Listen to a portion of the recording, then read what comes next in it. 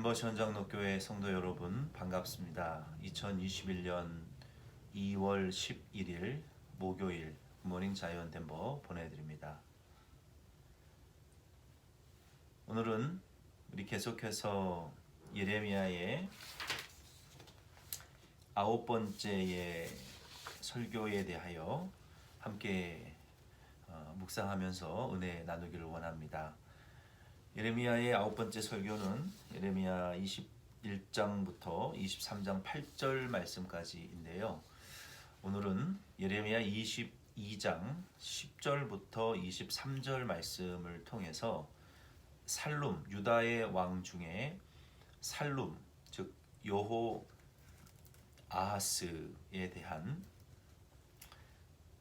말씀을 함께 살펴보면서 은혜 나누기를 원합니다. 여기 여호아하스의 다른 이름이 또 살룸이라고 성경의 기록이 본문에 기록되어 있는데요. 이 여호아하스에 대하여 하나님께서 예레미야를 통해서 예언하신 메시지입니다. 하나님께서 여호아하스 왕을 향해서 예언하시면서 특별히 유다 땅에서 남아 있거나 죽을 자들을 위해서 울지 말고 바벨론 포로로 잡혀갈 자들을 위해서 애곡하라고 말씀하셨습니다.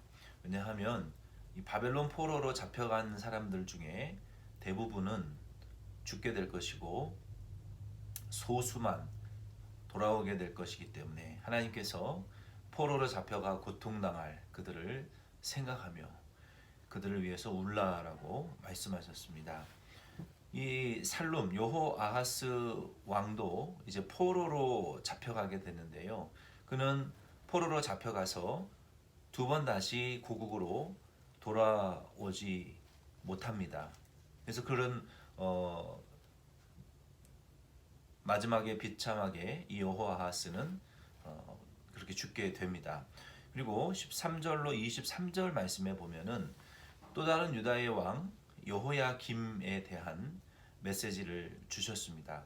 하나님께서 특별히 이 유다의 왕들 중에 몇몇의 왕들을 호명하시고 그들을 향해서 예언을 주시는 이 이유는 그들이 다른 왕들보다도 좀 더 악한 죄를 짓고 자신과 이스라엘 이 하나님의 백성들을 타락시켰기 때문에 하나님이 이러한 징벌을 선언하시는 것입니다. 이 여호아하스에 이어서 여호야김에 대한 말씀도 임했습니다. 여호야김은 그의 불의와 이 불공평에 대해서 하나님이 특별히 지적을 하셨습니다. 13절부터 14절 말씀에 보면은 여호야김 왕이 행한 불이라는 것은 하나님께서 주신 그 재물을 가지고 하나님을 위해서 사용하지 않고 자기를 위해서 사용했습니다. 또 불공평한 죄는 여호야김의 불공평에 지적받은 죄는 하나님의 백성들에게 공평과 정의를 행하지 않았어요. 그리고 하나님이 주신 재물과 권세를 가지고 자기의 그 백향목 집을 짓고 그 집 안에 또 다락방을 아름답게 꾸미고 증축하는 하나님이 주신 재물과 권력으로 모든 것으로 하나님의 집을 위해서 정의를 행하거나 하나님의 백성들에게 공평을 행하지 않고 자기의 욕심을 채우는 데에만 사용했기 때문에 하나님께서 여호야김을 책망하셨어요. 그리고 심지어 그는 일한 일꾼들에게 임금도 제대로 주지 않았습니다. 아주 불공평하고 불의한 왕이었어요.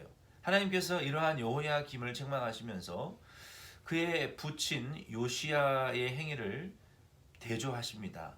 너의 부친 요시야는 열왕기하 22장 8절로 13절 말씀에 보면은 정직히 행했고 공평과 의리를 지켰고 다윗의 길로 행했으며 전심으로 하나님을 섬기며 좌로나 우로나 치우치지 않았다라고 말씀했어요.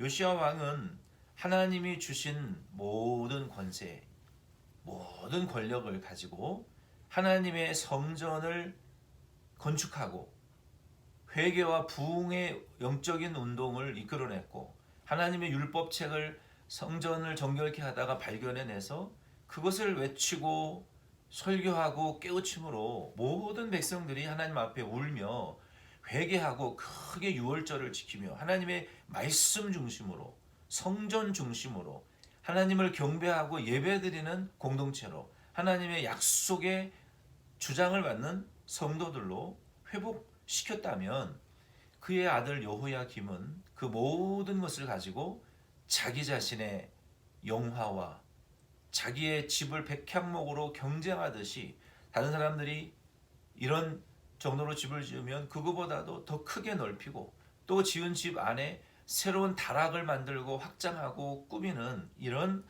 욕심으로 자기만을 위하는 왕이 되었습니다. 하나님께서 아버지 요시야 왕을 빗대어서 17절로 20절 말씀에도 보면은 너의 아버지 요시야가 이와 같이 하나님의 말씀 중심으로 하나님을 전심으로 경외했기 때문에 모든 통치 기간 동안 형통한 것을 네가 봤음에도 불구하고 불의와 불공평을 행한 여호야김 너를 하나님이 광야에 예루살렘 밖으로 내 던져버리실 것이고 마치 나귀가 죽어서 쓸쓸하고 비참하게 땅에 매장되는 것처럼 너도 그와 같은 내침을 당하고 매장을 당하게 될 것이다 라고 말씀하셨습니다. 그리고 하나님께서 여호야김에게 결정적으로 그의 잘못된 행위를 지적하시는데요. 22장 21절로 23절 말씀에 보면은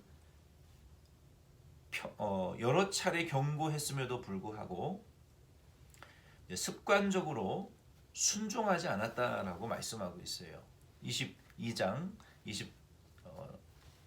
21절 말씀을 제가 읽어드리겠습니다. 내가 평안할 때에 내가 내게 말하였으나 내 말이 나는 듣지 아니하리라 하였나니 내가 어려서부터 내 목소리를 청종하지 아니함이 내 습관이라라고 말씀하셨어요. 그리고 또 하나님께서 15절로 16절에도 내가 백향목을 많이 사용하여 왕이 될 수 있겠느냐 내 아버지가 먹거나 마시지 아니하였으며 정의와 공의를 행하지 아니하였느냐 그때에 그가 형통하였느니라 그는 가난한 자와 궁핍한 자를 변호하고 형통하였나니 이것이 나를 알미 아니냐 여호와의 말씀이니라. 오늘 이 15절로 16절과 21절 말씀이 핵심 구절이에요. 하나님께서 너의 아버지가 하나님을 전심으로 정의와 공의를 행하며 경외함으로 형통하지 않았느냐.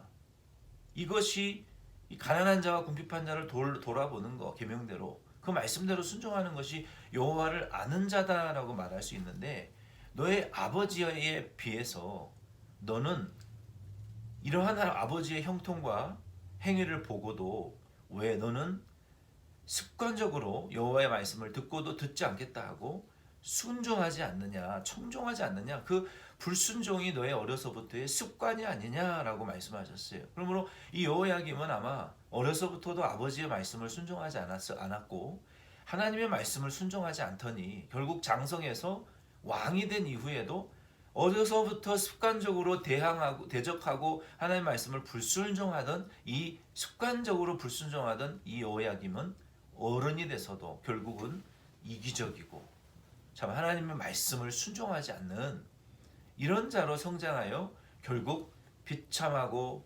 쓸쓸하게 죽고 말았습니다. 오늘 이 말씀을 통해서 저와 여러분은 여호야김이나 여호아하스의 잘못된 행위를 우리는 본받지 말고 그들을 통하여서 우리는 불순종하는 습관을 우리가 들이지 말고 자꾸 삐지는 습관, 시험 드는 습관, 안 하겠다, 못 하겠다, 반대하는 습관,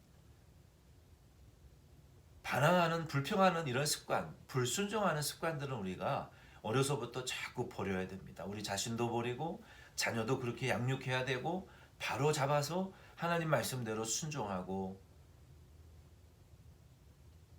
순종하려고 노력하게 하고 따라가게 하는 이런 교육이 필요하고 우리 자신도 그러한 복종과 순종의 훈련이 경건의 훈련들이 필요한 줄로 믿습니다. 그러면 우리도 이제 요시아와 같이 하나님이 칭찬하는 자가 될 수 있습니다. 그러나 우리가 습관적으로 자꾸 시험 들고 불평하고 원망하고 불순종하는 자들은 결국은 여호야김과 같이 하나님의 징계와 책망을 받을 수밖에 없다는 사실을 우리는 이 말씀을 통해서 교훈 받으시고, 우리는 습관적으로 순종하시고 습관적으로 아멘하시고 습관적으로 하나님 말씀을 따라서 순종해 나가시는, 힘들어도 환경이 안 돼도 여건이 어려워도 능력 주시는 자 안에서 모든 거 할 수 있다. 그리스도 예수 안에서 모든 일이 예가 될 수 있고, 가난함에도 또 부요함에도 일체의 비결을 가지고 하나님 말씀 따라 계속 순종 전진해 나가시는 우리 네모시원 장로교회 저와 여러분 다 될 수 있기를 부탁을 드립니다. 기도드리겠습니다.